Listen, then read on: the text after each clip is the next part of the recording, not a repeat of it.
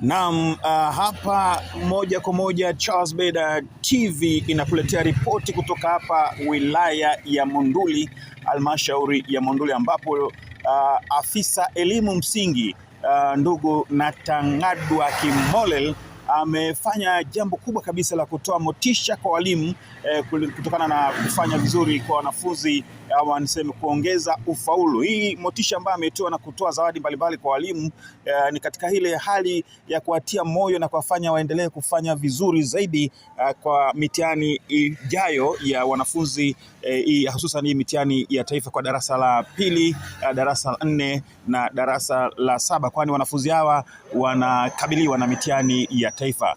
Mheshimiwa Natangadwa Kimolel ambaye ametoa motisha hii kufuatia kufaulu kwa wanafunzi katika mtihani wa mwaka jana, ambapo katika mitihani ya mwaka jana ufaulu umeongezeka. Kwa darasa la 7 ongezeko la ufaulu ni asilimia kutoka 75.5 mpaka asilimia 79.1. Hili ni ongezeko la ufaulu kwa wanafunzi wa darasa la 7 katika mtihani wa darasa la 7 kipindi kilichopita, kutoka asilimia 75.5 mpaka 79.1. Na kwa darasa la 4 ongezeko la ufaulu ni kutoka asilimia 88.2 mpaka 91.3, kutoka 88.2 mpaka 91.3. Hili ni ongezeko la ufaulu kwa darasa la 4. Hii ni mafanikio makubwa sana ambayo msimamizi wa shughuli yote ni afisa elimu msingi Natangadwa Kimolel kwa kushirikiana na walimu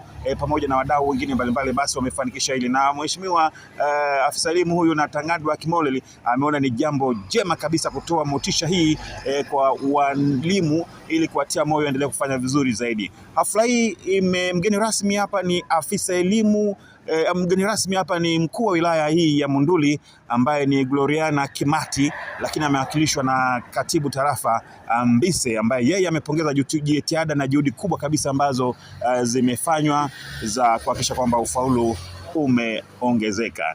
Hii ni Charles Beda TV, hapa ni Monduli.